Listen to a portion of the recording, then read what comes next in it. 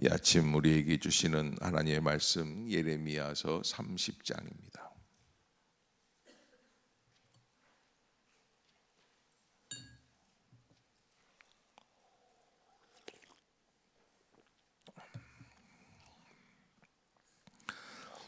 한 절씩 교독합시다. 여호와께로부터 말씀이 예레미야에게 임하여 이르시니라.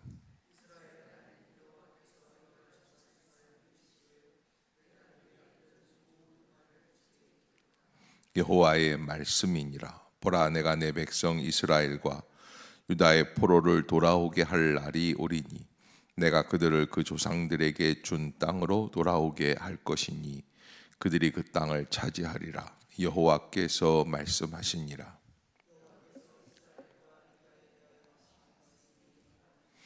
여호와께서 이와 같이 말씀하시되 우리가 무서워 떠는 자의 소리를 들으니 두려움이요 평안함이 아니로다.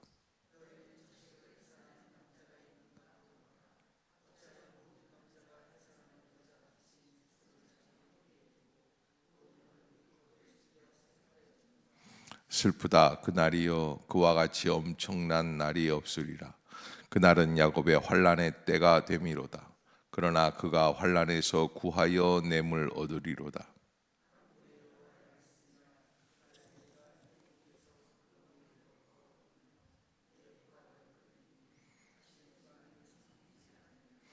그들은 그들의 하나님 여호와를 섬기며 내가 그들을 위하여 세울 그들의 왕 다윗을 섬기리라.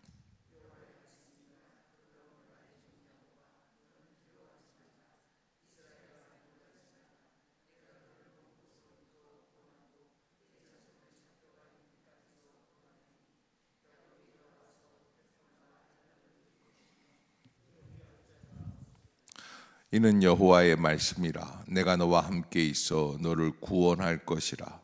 너를 흩었던 그 모든 이방을 내가 멸망시키리라. 그럴지라도 너만은 멸망시키지 아니하리라.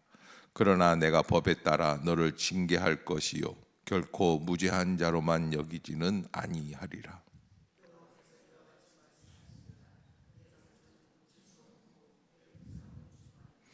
내 송사를 처리할 재판관이 없고 내 상처에는 약도 없고 처방도 없도다.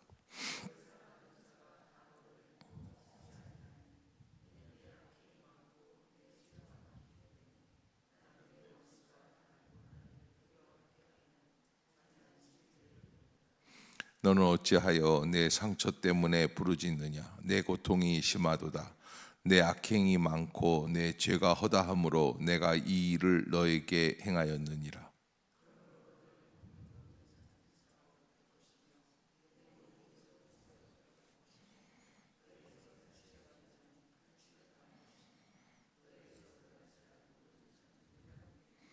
여호와의 말씀이니라. 그들이 쫓겨난 자라 하매 시온을 찾는 자가 없은즉 내가 너의 상처로부터 새살이 돋아나게 하여 너를 고쳐주리라.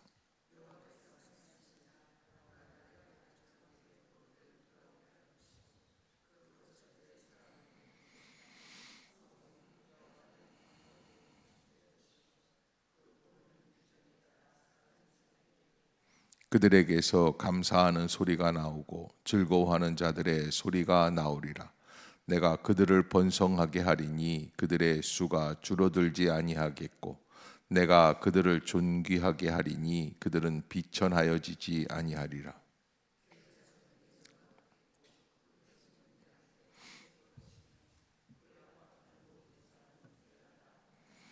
그 영도자는 그들 중에서 나올 것이요 그 통치자도 그들 중에서 나오리라. 내가 그를 가까이 오게 하리니 그가 내게 가까이 오리라. 참으로 담대한 마음으로 내게 가까이 올 자가 누구냐? 여호와의 말씀이니라.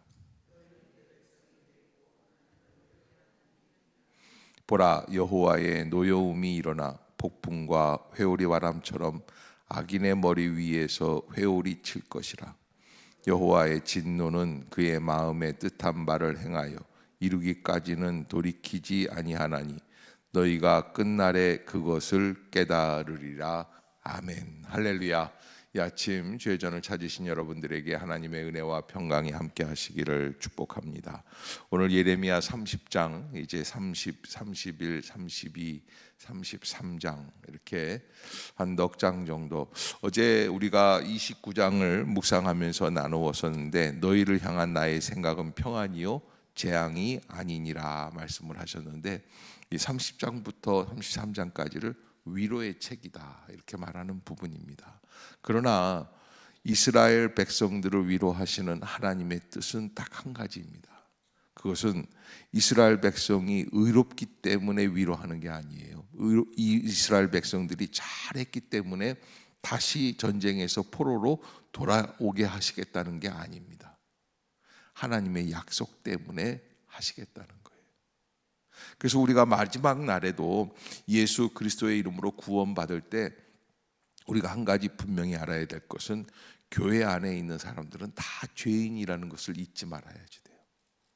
우리가 항상, 인간은 어떤 그 습관이 있냐면 내가 높아지려고 하는 습관이 있어요. 거봐 내가 했잖아 라고 하는 게 은연중에 다 누구나 하려고 해요. 그런데 그거는 절대 어불성설이에요. 말이 안 되는 거예요. 그래서 분명히 알아야 될 것은, 우리는 다 용서받은 죄인들이지 그냥 이게 용서받지 않고도 우리가 죄가 없는 의인들, 뭐 이런 사람들이 아니라는 것, 우리가 꼭 잊지 말아야 할 것입니다. 그래서 칼빈이 그런 얘기를 했어요. 밖에 있는 사람들은 용서받지 못한 죄인들이고 우리는 용서받은 죄인들이다. 그 마음을 잃지 말아야지 돼요. 그런데 신앙생활을 좀 하다 보면은 어느 틈엔가 우리가 내가 마치 저 세상 사람들하고는 결이 다른, 나는 정말 깨끗하고 순결한 그런 의인이라는 생각을 하게 되는데, 그렇게 되면 타락하게 되고 멸망에 이르게 됩니다. 인간의 그 기본적인, 그래서 이스라엘 백성들이 이렇게 타락하고 있는 가운데에도 수없이 많은 믿음의 사람들이 다 자기들 나름대로의 신앙생활을 지켰어요. 이스라엘도. 그런데 그 신앙생활을 지키는 방식이 뭐였냐면 제사 드리는 거예요. 그런데 그 제사가 대단한 의를 행하는 것처럼 생각이 됐지만 나중에 보면은 그거는 아무것도 아닌 형식적인 것밖에는 안 되는 그런 모습들을 보게 되는 것이죠. 왜? 인간의 생각이 내가 의롭다고 생각을 하기 때문에 그래요. 오늘 30장에서 하나님이 위로의 말씀을 시작을 하십니다. 그런데 이 위로의 말씀의 시작에 가장 중요한 것은 너희가 의롭기 때문에 내가 너희를 위로하는 게 아니라는 거예요. 너희가 죄가 있다. 그러나 그 죄를 내가 이제는 위로하겠다. 이스라엘이 멸망받게 되고 포로로 잡혀가게 되는데 이후에 어떻게 되는가? 지금까지는 멸망하지 않는다고 했던 사람들은 두려워 떨고 있습니다. 그러나 예레미야는 지금까지 멸망할 것이라고 얘기를 했었는데 이제야 비로소 이 멸망이 멈추면 하나님께서 다시 너희를 위로할 것이다 라는 말씀이 이제 이 33장까지 기록이 되어 있죠. 자, 30장 1절에 보면 여호와께로부터 말씀이 예레미야에게 임하였다.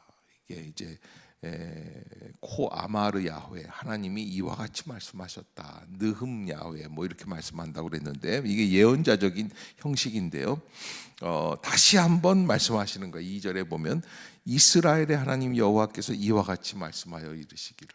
왜 두 번이나 반복해서 하나님이 말씀하셨다는 것을 이렇게 강조할까? 하나님의 말씀이 아닌데 하나님이 말씀했다고 하는 사이비들이 많기 때문에 그래요. 그러니까 정말 어려운 세대죠. 어지러운 세상이에요. 도저히 하나님의 진리를 알 수 없는 세상이 이때가 아니었을까. 그런데 이때 우리가 살아가고 있는 현실도 이와 비슷합니다. 누가 진리를 말하는지. 이단들이 뭐라고 그래요? 자기네가 진리라는 거예요. 그러니까 이단들이 그렇게 이야기를 할 정도가 되니까 이거는 정말 어디에서 참된 진리를 찾을 수 있을까에 대한 괴로움들이 있는 시대를 살아가는 거죠. 그런 어려움이 있는 시대에 하나님의 진리를 진리로서 알 수 없는 그 시대를 살 때 우리가 조심해야지 되는데, 참된 진리가 어디에 있는가를 깨달아야 하는 거예요. 그래서 사실은 1절에도 여호와께로부터 말씀이, 2절에도 이스라엘의 하나님 여호와께서 이와 같이 말씀하여 이르시기를, 3절에도 여호와의 말씀이니라. 그런데 2절에 보면은 뭐라고 되어 있냐면, 예레미야가 하나님의 말씀을 받는데 어디에다가 기록하라는 거예요. 책에 기록하라. 내게 일러준 모든 말을 책에 기록하라. 그러니까 왜 하나님은 왜 이 말씀을 하필이면 책에다가 기록을 하라고 하셨을까? 왜 그럴까요? 확증하시겠다는 거예요. 그래서 나중에 이루어지는 일들을 보면, 아하, 하나님이 이렇게 말씀하셨기 때문에 이런 일이 이루어지는구나라는 사실을 우리에게 증거로 보여주시겠다. 이게 약속이에요.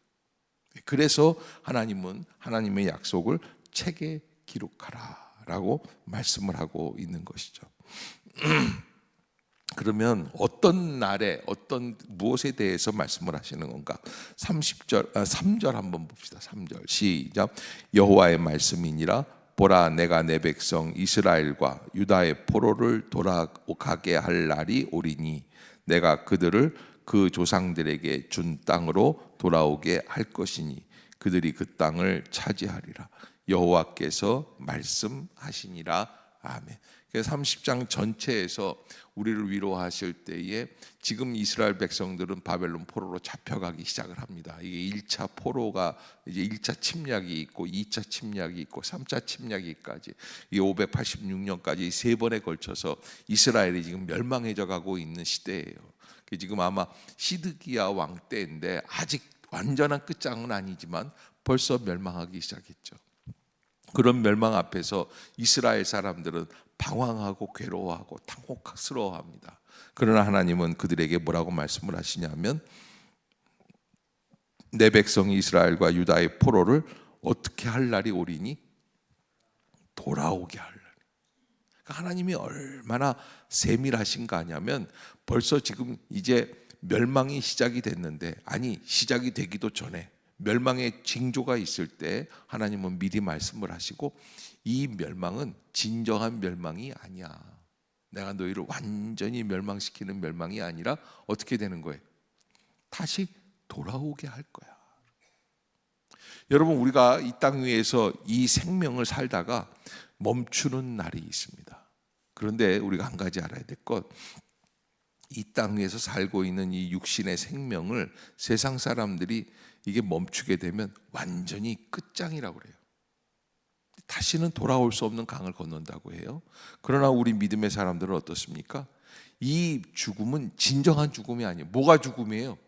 예수 그리스도를 알지 못하고 영원한 형벌에 죽어가는 게 진짜 죽음이에요. 그래서 우리에게는 다시 하나님 앞에 설 수 있는 기회가 있다는 것이, 이게 진정한 믿음이고 위로인 줄로 믿습니다. 그것을 바라보고 우리가 신앙생활하는 거예요. 그러니까 죽음 너머에 있는 것들을 바라볼 수 있는 믿음의 은혜가 있어야지 되겠죠. 자, 그래서 그 조상들에게 준 땅으로 돌아오게 할 것이다. 그 땅을 차지하리라. 하나님이 약속해 주시는 그런 메시지를 보게 되죠. 그러나 지금 이 이스라엘 백성들은 어떻습니까? 지금 아주 의로운 백성들이 아니라고 그랬죠.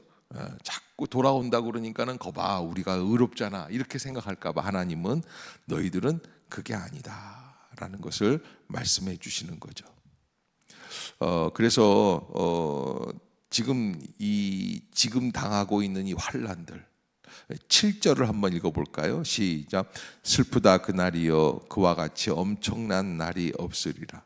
그날은 야곱의 환난 때가 되미로다. 그러나 그가 환난에서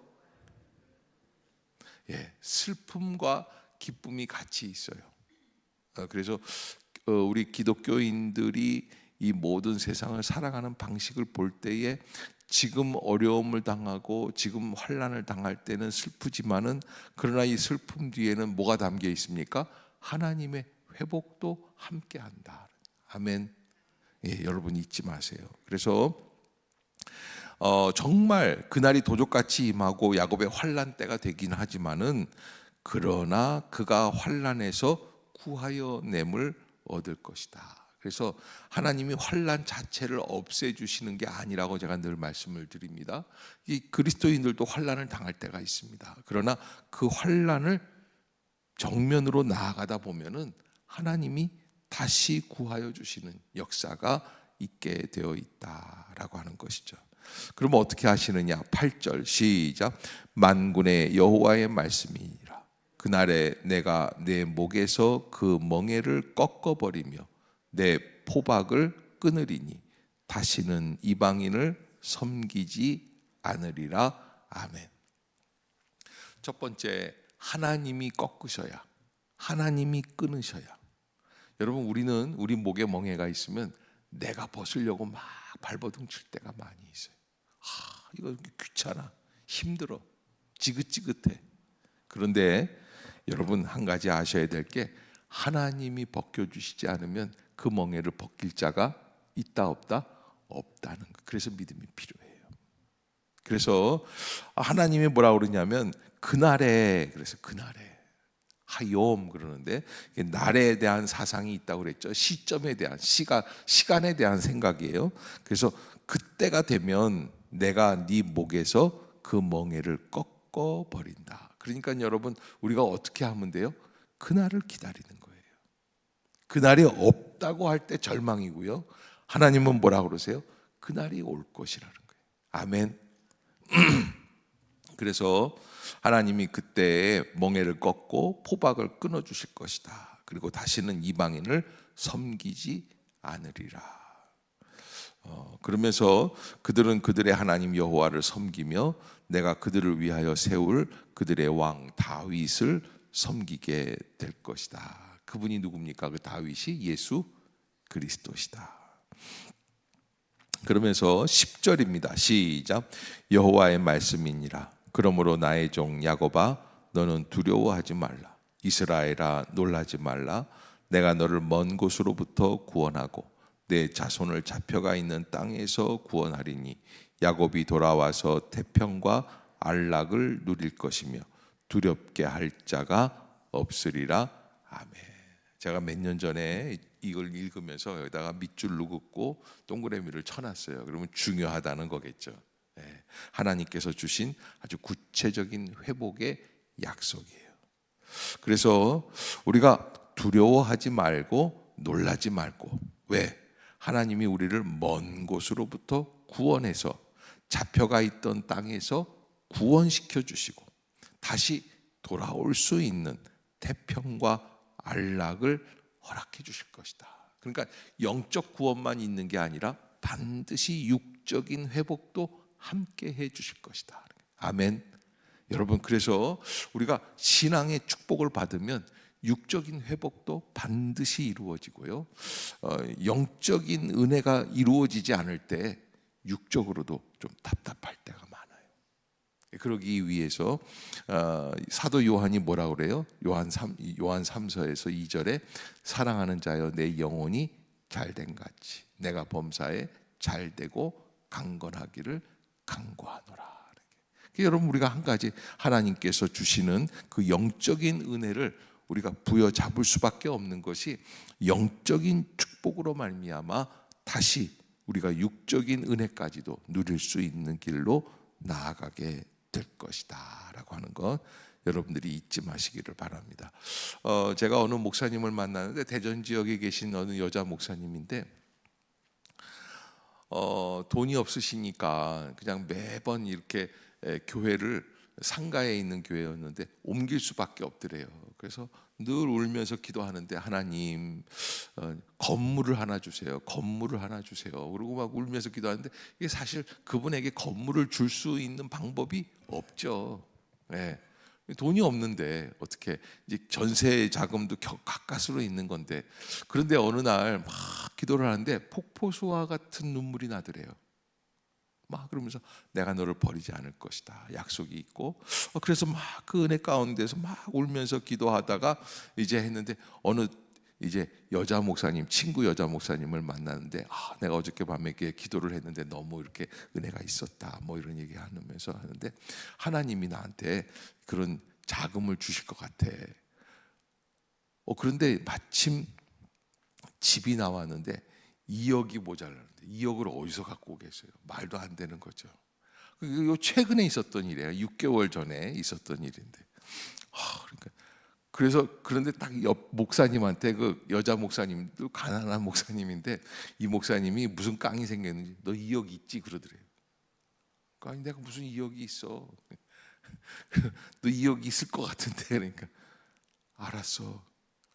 이분이요, 남편이 이제 직장 생활하는 목사님이었는데 돈을 꼬박꼬박 모아놨는데요. 우리나라 돈으로 1억, 달러로 1억을 모아놨대요. 2억이 있었던 거예요. 그러면서 모으면서 뭐라 하냐면, 이 돈을 어디다 쓰실 겁니까 주여? 이 돈을 어디다 쓰실 겁니까? 근데 언니를 주라고 하는 것 같아요. 그걸 갖고 왔다는 거예요. 그래서 해결이 됐어요. 그래서 집을 얻어서 거기에 이제 지하에다가 교회를 집어넣어서 이렇게 하는 걸 제가 가서 뵌 적이 있어요. 근데 이렇게 들으면은 이거는 무슨 뭐 말도 안 되고 뚱딴지 같은 얘기고, 뭐 이게 뭐 소설에나 나올 법한 얘기일까 뭐 그럴 것 같은데, 실제적으로 그런 일들이 벌어져요. 그러니까 여러분, 우리가 육적인 어려움에서 벗어나는 것도 중요해요. 그러나 영적으로 나는 깨어 있나? 영적으로 나는 주님과 소통하고 있는가? 내가 영적으로 하나님의 은혜에 사로잡혀 있을까? 그게 중요한 거예요. 그걸 붙잡으세요. 그 친구 여자 목사님이 그러더래요. 이자 안 받을 테니까 10년 동안 갚어. 갚기로 했어요. 근데 그 말이 안 되는 조건이잖아요. 요즘 이자도 가뜩이나 올라가지고서 7%, 8% 하는데 어디 가서 꾸울 수도 없는데, 그 매년 그냥 2천만 원씩만 갚으면 된다는 거예요. 너무 감사하다고, 응답받았다고 그러더라고요. 근데 여러분, 우리가 할 수 있는 일들이 하나님 안에서 불가능한 일인 것 같지만은, 하나님이 또 은혜를 새롭게 부어주시면 그 절벽이라고 낭떠지라고 생각했던 곳에 은혜의 다리가 시작이 되는 줄로 믿습니다. 여러분, 그런 은혜가 있어요. 꼭 잊지 마시고, 그래서 우리가 하나님의 말씀 앞에, 하나님의 은혜 앞에, 그래서 영적인 은혜를 사모할 수 있는 심령이 돼야지 되겠죠. 이 이스라엘 백성들은 지금 너무 타락한 가운데 있습니다. 뭐라고 그러냐면 12절에 이렇게 말씀을 하세요. 여호와께서 이와 같이 말씀하시니라. 네 상처는 고칠 수 없고 네 부상은 중하다. 도저히 이게 치료가 안 되는, 그 치료가 안 되는 것을 치료하는 방법이 뭐예요? 멸망이에요. 이런 환란이에요. 그래서 바벨론에 의해서 멸망당하는 거예요. 그리고 다시 하나님이 새롭게 하시겠다는 거예요. 그러니까 상처는 고칠 수 없고 부상이 중한데, 그러면서 너는 어찌하여 이 상처 때문에 부르짖고 네 고통이 심하고 네 악행이 많고 네 죄가 허다한데 이거 어떻게 할 것이냐?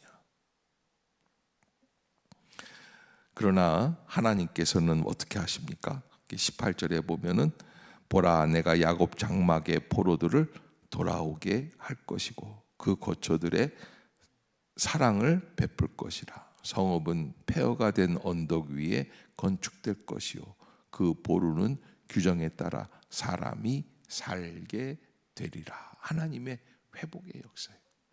근데 여러분, 삶을 살다가 보면 나는 도저히 회복될 가능성이 지금 이제 없다 생각될 때가 있어요. 그래도 하나님은 회복시키십니다. 아멘. 하나님이 약속하신 바가 있다고 한다면 다시 회복시키시는 거예요. 그래서 19절에 보면 하나님의 회복이 일어날 때에 이루어지는 현상들이에요. 19절 시작. 그들에게서 감사하는 소리가 나오고 즐거워하는 자의 소리가 나오리라. 내가 그들을 번성하게 하리니 그들의 수가 줄어들지 아니하겠고 내가 그들을 존귀하게 하리니 그들은 비천하여지지 아니하리라. 아멘. 19절에서 반복돼서 나오는 그런 문장이 있죠. 뭐예요? 소리가 나온다. 그러니까 여러분, 그 집이나 교회나 다 마찬가지, 구역이나 뭐가 나와야 돼요? 무슨 소리가 나와야 돼요? 곡하는 소리가 나와야지 돼요. 탄식하는 소리, 미워하는 소리, 싸우는 소리, 이런 거 나오면 안 돼요. 부정적으로 에이 난 못 믿겠는데 이러면 안 되는 거예요. 나 못하겠는데 이러면 안 된다는 거예요. 그래서 이게 되는 집안은 어떤 거예요? 감사하는 소리가 나오는 거예요. 즐거워하는 소리가 나오는 거예요. 그러니까 여러분, 우리가 주님의 방법을 아니까 이제 어떻게 하는 거예요? 싸우지 말고 다투지 말고 어떻게 하자는 거예요? 감사부터 하자는 거예요. 그래서 무조건 감사. 이거 무조건 감사가 말이 돼요. 어떻게 무조건 감사합니까? 그런데 감사해 보니까 감사하는 일들이 더 생기더라는 거예요. 아멘. 예. 그래서 소리가 나와요. 근데 여러분들이 한번 하루 종일 무슨 소리들을 하는지 한번 살펴보세요. 엄마들이. 예. 짜증 또 짜증.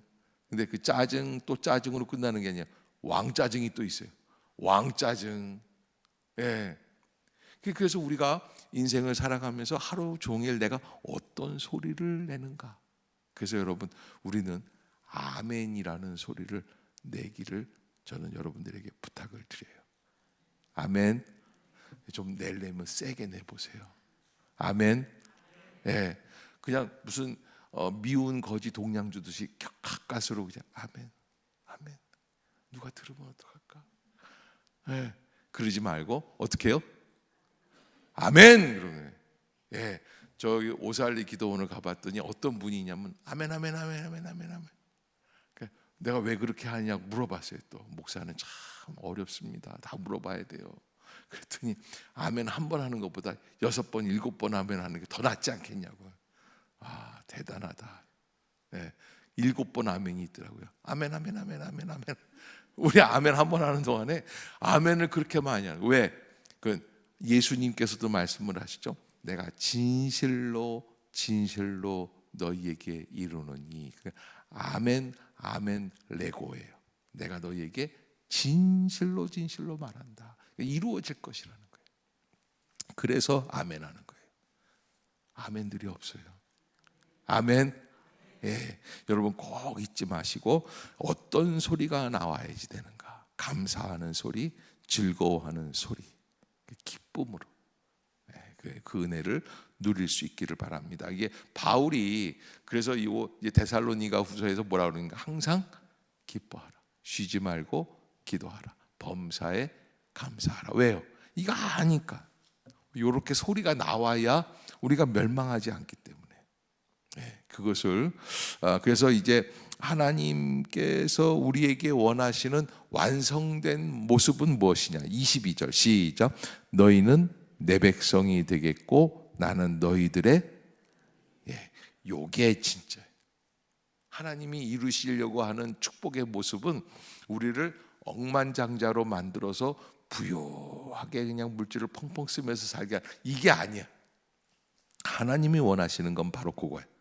너희는 내 백성이 되겠고 나는 너희들의 하나님이 되리라. 어떠한 축복도 이 22절이 전제가 되지 않으면 축복이 아니다. 요걸 이루는 거예요. 요걸. 그래서 우리는 주님의 백성입니다. 하나님은 우리의 하나님이십니다. 아멘. 여러분 그러한 고백으로 승리하시는 귀한 날이 되시기를 주의 이름으로 축복합니다. 어제 저녁에 8시, 7시 반에 갔죠. 그래서 우리 최태월 장로님 벌써 이제 의식이 없어지시더라고요. 4시까지는 이렇게 눈을 뜨고 뭔가 표현을 하시고 그러셨는데 4시 이후부터 의식이 없어지시고 그래서 갔는데 가쁜 숨을 쉬고 계시는데 예배하고 찬양하고 온 식구들이 모여서 기도하는 가운데 소천하셨습니다. 정말 우리 생각에 제가 이렇게 뵈면 너무 섭섭한 게 많죠. 어떻게 두 주 아프고 돌아가셨어요. 그러니까 뭐 손 쓸 겨를도 없고, 우리 장로님이 평소에 아프셨던 분이라 그러면은 늘 위해서 기도라도 했을 텐데 아프지 않게 해달라고. 근데 그럴 겨를도 없이 그냥 돌아가신 것 같아요. 근데 또 한편으로 보면 우리 장로님만큼 건강하게 사셨던 분이 없어요. 80년을 하나님의 은혜 중에 늘 지내시면서 그 건강으로 교회를 위해서 많이 헌신하시고 그러셨는데, 진짜 이렇게 본격적으로 아프셨던 거, 병을 안 것도 한 달밖에는 안 되고, 막 아프시다고 한 게 2주 정도. 그래서 약을 드시고 진통제를 드시고 이렇게 한 2주 정도 이렇게 계시다가 이렇게 소천하셨습니다. 제가 뵐 때는 하나님의 전적인 은혜가 아닌가. 어제도 제가 예배를 드리고 나서 이렇게 돌아가시는 모습을 뵙고 가족들이 다 그러더라고요. 목사님 예배 드리는 거 기다린 것 같다, 이렇게 말씀을 하시는데, 제가 참 송구하고 황송하죠. 너무 또 감사한 거는 그렇게 예배 가운데 온 가족들이 보는 앞에서 소천하실 수 있다는 건 참 복 중의 복이죠. 이거 잊지 마시고, 하나님의 은혜 가운데 너희는 내 백성이 되겠고 나는 너희들의 하나님이 되리라. 빈소는 연세 세브란스 병원 그 장례식장 17호실입니다. 여러분들이 위해서 오늘부터 이제 1시에 위로 예배, 내일 2시에 입관 예배, 모레 7시에 발인 예배. 이제 발인 예배는 저희 본당에서 하겠습니다. 위에서 기도해 주시기를 부탁을 드리겠습니다. 함께 기도합시다. 사랑의 하나님,